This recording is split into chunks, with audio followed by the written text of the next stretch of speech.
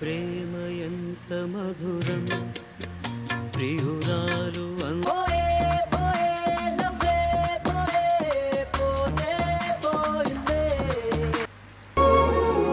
ఊళ్ళో 90 మంది దేవుళ్ళుంటే వాళ్ళందరినీ హర్ట్ చేసి నువ్వే నా ఫేవరెట్ గాడ్ అనుకుని నీ పేరు పెట్టుకున్నాను, నీ బొట్టు పెట్టుకున్నాను, నిన్నే నమ్ముకున్నాను. ఏం చేసావు?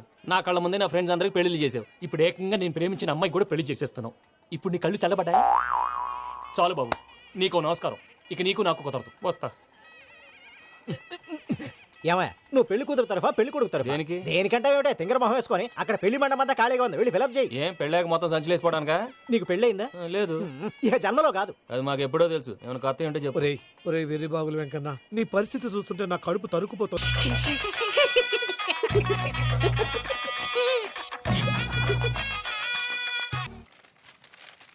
అయ్యా, ఆనందరావు గారు వచ్చినారు.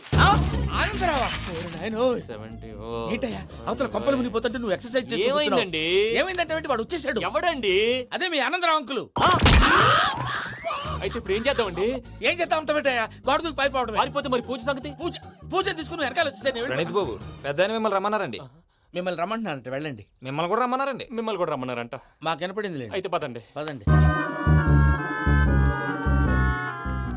బాబు ప్రణీత్, ఈయన తెలుసండి, మా తాడిపత్రి ఆనందరావు అంకుల్. నమస్తే అంకుల్. నమస్తే. ఇతను తాడిపత్రి ఆనందరావు కాదు, సర్వేయర్ ఆనందరావు. ఇండస్ట్రీ ల్యాండ్ పనులు అప్పచెప్దామని పిలిపించాను. పరిచయం చేసేలోపు ఏదో కంగారు ఎందుకు? అంటే ఈయన కూడా మా ఆనందరావు అంకుల్ ఎత్తుగా దిట్టంగా ఉంటేను. ఎత్తుగా దిట్టంగా ఉండడం ఏంది? వాడు సన్నగా రివటలా ఉంటాడు. బై మిస్టేక్ కూడా కరెక్ట్ గా చెప్పవా? ఓ, ఇప్పుడు అలా ఉన్నాడండి. ఎప్పుడో చిన్నప్పుడు చూశాను కదండి, కొంచెం కన్ఫ్యూజ్ అయ్యాను. ఇప్పుడు ఒక్కసారి చూస్తే ఇంకెప్పుడు కన్ఫ్యూజ్ అవును. దానికేం భాగ్యం, ఇప్పుడే ఫోన్ చేసి మాట్లాడు. కన్ఫ్యూజన్స్ అన్ని క్లియర్ అయిపోతాయి. నోరు తిన్నగా ఉండదా?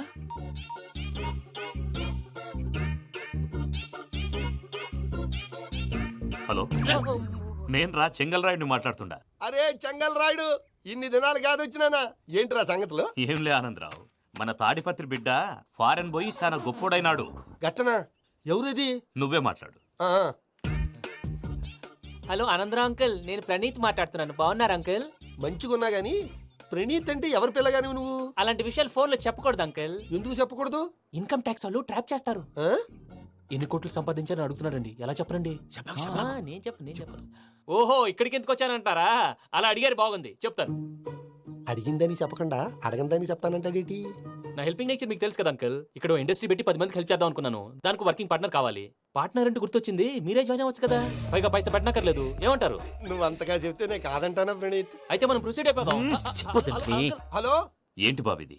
అన్ని ఓకే అనుకున్న తర్వాత ఇప్పుడు మీ పార్ట్నర్ గా వాణ్ణి జాయిన్ అమ్మంటావేంటి? అంటే మా ఊరోడే కదా అని. వ్యాపారంలో క్యాస్ట్ ఫీలింగులు, ఊరి ఫీలింగులు పెట్టుకుంటే మట్టి కొట్టుకొని పోతాం. మంచి మనుషులు ముఖ్యము. చెప్పురా. అవును ప్రణీత్ బాబు, వీళ్ళు చాలా మంచి మనుషులు. వీళ్ళకే ఫిక్స్ అయిపోదాం. సరే ప్రసాద్ గారు, మీరు ఎంతగా చెప్తున్నారు కాబట్టి వీళ్ళని వేసుకుందాం. ఇది బాగుండాలి. డై అబ్బిని దొలకపోయి అమ్మలు లాగించిరా పో. బాగుంటా తాగిరా పో. రండి బాబు, దయచేయండి. నేను ఇస్తానా? అది మోగుతాను చూడు. ఒరే చెంగల్ రాయుడు, ఇందాక మా ప్రణీత్ బిజినెస్ గురించి మాట్లాడుతుంటే లైన్ కట్ అయింది. ఓసారి మా వాడికి ఇంకోసారి ఇక్కడికి ఫోన్ చేస్తే నీ పీక కట్ అవుద్ది. చూసారా, మళ్ళీ ఆనందరావు పేరు ఎత్తకుండా ఎలా లాక్ చేశాను. గొప్ప పని చేసావులే. ఇదే మీద చిరాకు. ఒక మంచి పని చేసినప్పుడు అప్రిసియేషన్ ఉండదు. ఇంకోసారి ఇలా టెన్షన్ పెట్టామంటే హార్ట్ అటాక్ వచ్చి పోతాను. తొందరగా ఇంట్లో నుంచి బయటపడే ప్లాన్ చేయి. నేను ఆ ప్లాన్ చేయాలంటే ముందు ఇంటి ప్లాన్ కావాలి. ఇంటి ప్లాన్ ఎందుకు వెంకటరమణ? పని అయ్యాక చెప్తాను. వెంకటరమణ ఇప్పుడే క్లియర్ చేస్తాగా. ఇదిగో ప్రసాద్, ఇప్పుడు అటు వెళ్ళాడే ఆ బాబు, నువ్వు అక్కడేమో ప్రణీత్ అని పిలుస్తున్నావు, ఇక్కడేమో వెంకటరమణ అంటున్నావు. ఏంది నీ లెక్క? లెక్క లేదు, బొక్క లేదు.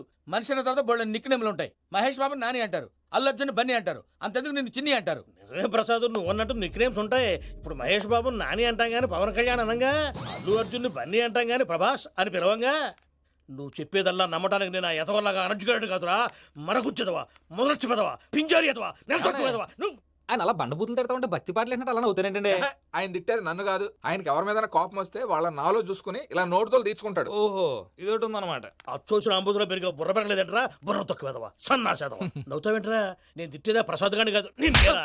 నన్నా? లేకపోతే ఇప్పుడు డీటెయిల్స్ అన్నాడు అవసరం అంటారా? అడుగుతాయేదవా. ఏమండి, మీ ప్రతాపం నా మీద చూపించడం మానేసి ఆ ప్రసాద్ గారి గురించి మీ బావగారికి చెప్పండి.